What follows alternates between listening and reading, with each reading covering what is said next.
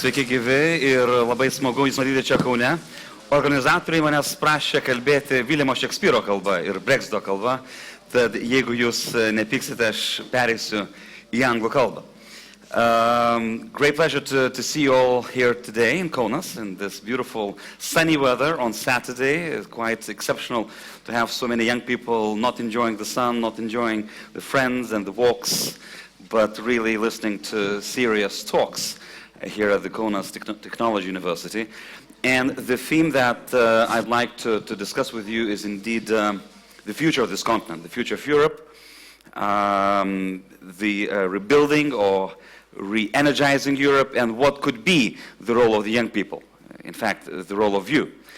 When I was driving here, I was thinking, is this really the moment to talk about Europe? And I remembered my first job interview with the European Parliament in 2005, 12 years ago, when I arrived in Brussels from Vilnius, where at that time I was working with President Adamkus, for a job interview. It was a super rainy day, very different from today. It was a big rainstorm in Brussels, and the day before, the Dutch have voted against the constitutional treaty, the famous European constitutional treaty that had to reshape the way Europe functions.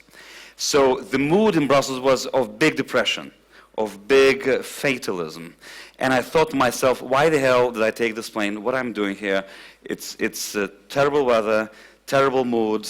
Europe has just been killed by the Dutch voters as by the French voters. Should I work for the European Parliament, which might not exist tomorrow?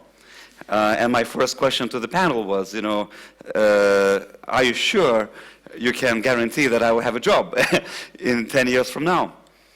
But when I was coming, I was thinking as well that just like then, so now, especially when faced with so many problems in this continent, it is exactly the time to talk about Europe. It is exactly the time to talk about it in the most critical, deep, comprehensive way, because if not now, then when? Because as you know, the famous American slogan is saying, divided we fall, united divided we fall, united we stand. So if you look at Europe today, indeed we are in the time of definition.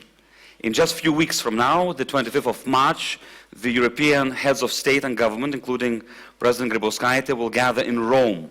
In Rome, where 60 years ago the Rome Treaty was signed and ratified. The treaty which gave the birth to the European project the way we know today. And when this meeting was planned a few years ago, it was planned as a meeting of hope, as a meeting of celebration, celebration of peace, celebration of Europe, celebration of the unity of this continent.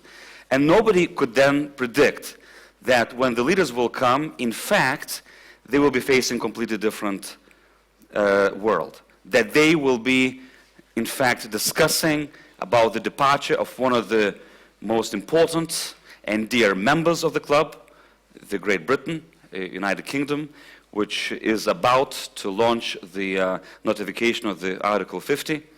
They definitely were not thinking a few years ago when they planned the Rome meeting that in between 1 million of refugees will be passing through the stormy waters of the Mediterranean from Turkey to Greece, running away from a very brutal Syrian conflict, escaping for better life in Europe, and creating one of the biggest migration crises ever on this continent since the World War II.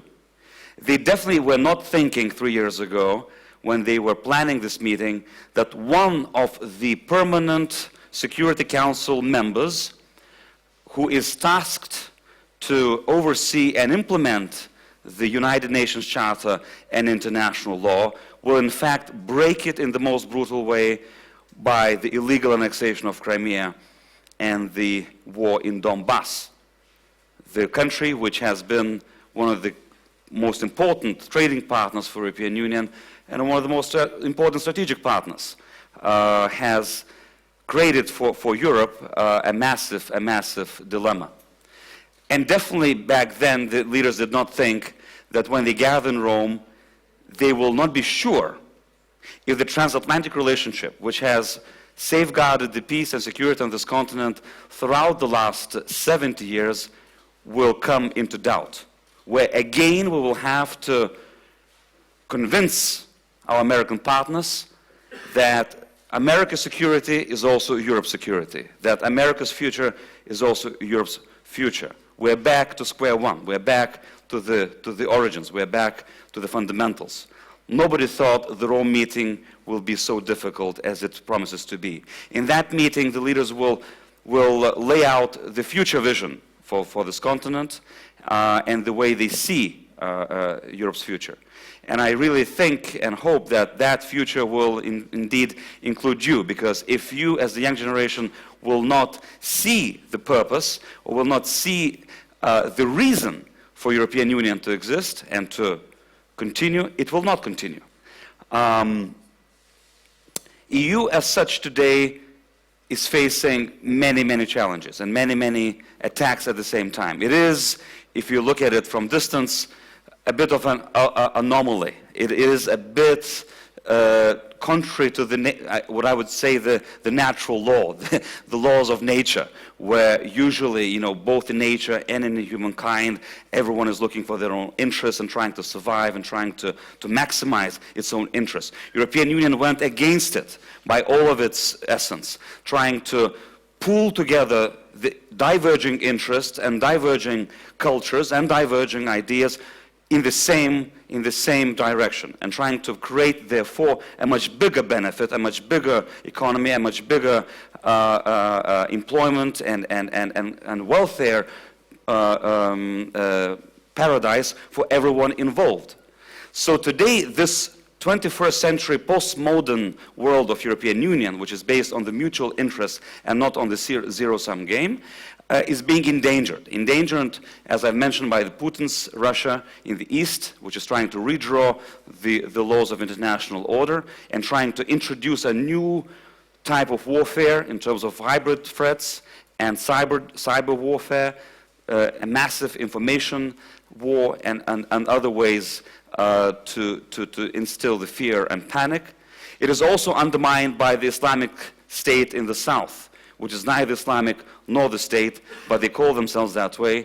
And this grouping, together with other terrorist organizations, have managed not only create a new generation genocide in the Middle East, especially in Syria, but also to export, for the first time, the terror inside of European cities, from Brussels to Paris to Nice to Berlin and elsewhere. A completely new reality, where the citizens of Europe, having felt the sense of security and peace, are no longer sure if that or the other morning, while taking a metro or going to the airport or sitting down at the cafe, they will leave that place safe and sound. And it is being attacked from within the European societies, from within the European member states, by the rising xenophobia, rising populism, rising racism, rising even anti-Semitism, all those ideas which we thought we have covered in the graveyard of history after World War II. These ideas of hatred and of fear are again back 70 years after the war. So multiple attacks by multiple people, by multiple actors, some of them systemic, some of them anti-systemic, all of them using different methods and methodology, but all of them, I'm quite convinced, having the same goal, and that is the undermining of the European project, the undermining of the European world order, which is based on open borders, open trade, and open mind. So this open society as such is at the moment under attack. And in order to save the open society that we have created in such a, I would say, difficult way, where we manage French and German and Dutch and Spanish to live together and work together, the worst enemies from the past, we need to defend that order. We need to defend that world, not by sitting and being silent, but actually by being proactive. And what needs to be done, in my mind? First of all, the purpose. Europe needs to rediscover its purpose.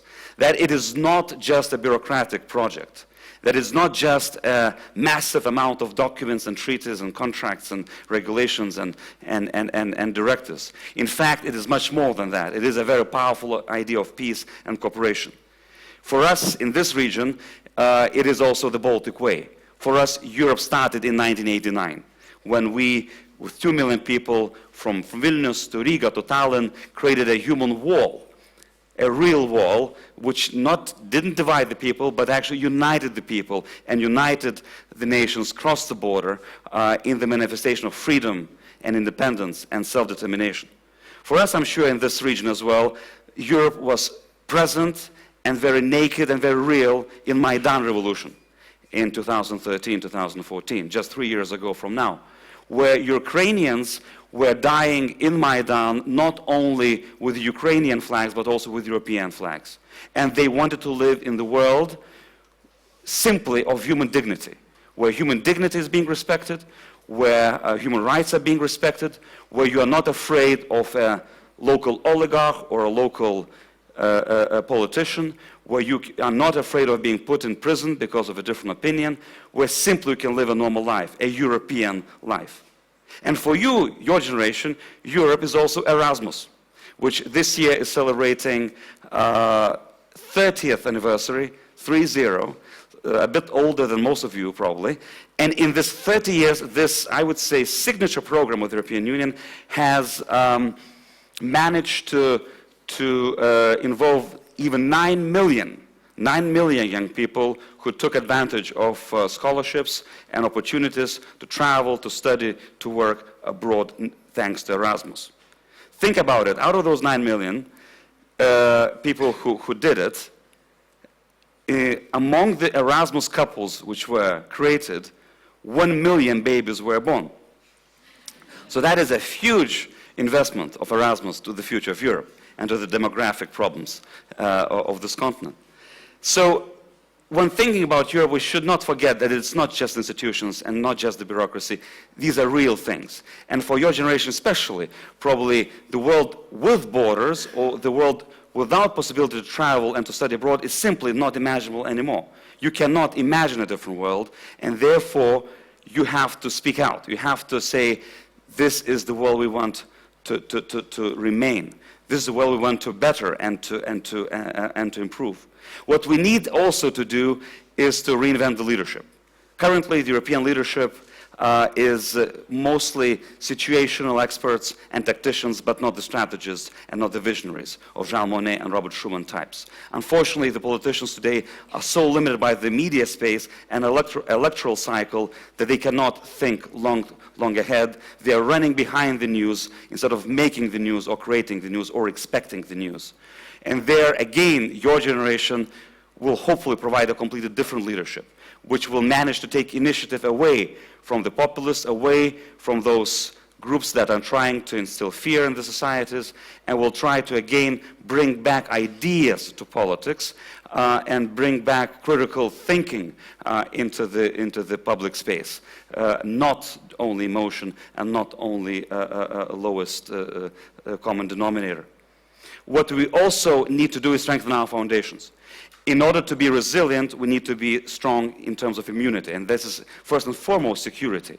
Security in terms of defense against the cyber threats, which is especially important in this part of the world. It is also security in terms of external border security and migration flows in the south. It is also much better coordination of anti-terror activity and the coordination between the intelligence services in order to prevent the terrorist attacks in the middle of Europe. So in all senses, all member states today and all citizens of Europe feel the same anxiety and need to reassure and to build up the security feeling in Europe. And Jean-Claude Juncker, the Commission President, is in fact at the moment working on very specific proposals how to do that. We also need to strengthen institutions. And here I don't talk about European institutions, I talk about the institutions of state, institutions of society.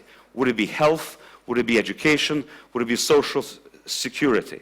As we've seen that one of the most biggest reasons for current fear and anxiety is the social exclusion, is the rising unemployment, is the mistrust in education system.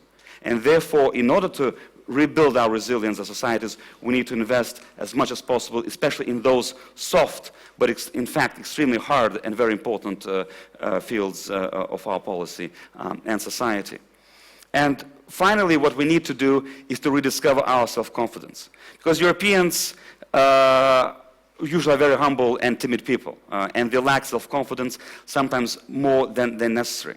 I remember when we went with President Schulz to visit China 2 years ago, and Chinese President Xi Jinping said, you know, Mr. President, in our mind, the world is the world of regions. China is a big world region. India is a world region. ASEAN, Southeast Asia, is a huge world region. Latin America is a very important world region. America was, is, and will be a world region. Africa will be the world region, and therefore we Chinese already are there. Russia wants to become a world region. But what about European Union? What about you as Europe? Are you a world region? For us, you are our trading partner number one. For us, you are the biggest single market in the world. For us, you are the gold standard, the best standard in the world in terms of environment, in terms of food security, in terms of living standards in the cities and the megapolis, where the health, the water, the food, and other standards are being used for the citizens' benefits. But do you yourselves feel as a world power, as a world region? And indeed that question was not only rhetorical, it was a very, very real one. Often we are afraid of our own shadow, and often we're afraid also to defend the world that European Union has been built in those 70 years. So the self-confidence is also very important, as is trust, regaining trust of the citizens and regaining trust of the countries. Today, the member states themselves have to regain trust in the project they have created. It was not the European Union which created member states, it was vice versa. Member states created the European Union. They are the main stakeholders of this project. Therefore, in Rome, in a few weeks, it will be them who will need to renew the mandate of trust to the European Union. And there, the young generation, as I mentioned, plays a critical role. Not only through living Europe, because you are the best example of open borders, of open thinking, of open travel, of studying across the world, studying different languages and meeting different cultures. You can, I would say, strengthen Europe by simply using your rights and by talking about them and by fully living European reality. Secondly, I think the young generation can definitely be a new agent of reuniting continent through the new European Solidarity Corps, which the European Commission has launched a few months ago. This is a new initiative, which we think will be as big as Erasmus, which in a few years might have millions of young people, actually, thanks to the scholarships of the European Union, traveling to different countries in Europe and helping in a voluntary way. Going to the areas affected by the earthquakes, going to the areas affected by the floods, going to the refugee camps and helping the refugees there. Really, again, building bonds between people, learning about different cultures, and bringing that experience, this time not only educated but also professional experience, back home, and really feeling as citizens of Europe, not only of Lithuania, but of Lithuania and of Europe at the same time. European Solidarity Corps, I really recommend many of you to check this out and see if that could be also an opportunity for you. And also, I would say what is important for you as a generation is to make the politicians accountable. Because today, there is no monopoly of power, there is no monopoly of politics, there is no monopoly of media. Any one of you, without being a part of politics, can influence it in a very significant way. Any one of you can influence anything happening in this country through social media, through social networks, through different other communication tools, which are really breathtaking these days. And we see that in our small country, Lithuania, where one Facebook post could cost a seat of the minister. This is fantastic. Where one internet television show could shaken the whole government. This is amazing. We've never had such tools of power as civil society to really make the politicians accountable. And you as generation, believe me, the politicians are afraid of you because nobody can control you. You have all the access to the newest generation technologies, and you are the future of modern technologies, which we even today cannot think about where it will lead us tomorrow. So use those tools smartly, because these tools can also be put to use in a negative way, but make the best of use in order to empower yourselves, in order to empower your peers, and in order to empower the society as such, to make it more critically minded, to make it more rational, to make it more empathic, and to make indeed it more open towards each other. So I hope that, like then in 2005, when I told myself that that rainy day, well, despite everything, I should give Europe a chance. I should take up that job offer. I hope that you today also, while looking at Europe with so many troubles, from Brexit to migration to Syria and Ukraine, that you will give it a chance. That you will give it a chance, and that you will give it that mandate of trust. For, as Benjamin Franklin has once said, either we stick together or we are hanged separately. Thank you so much.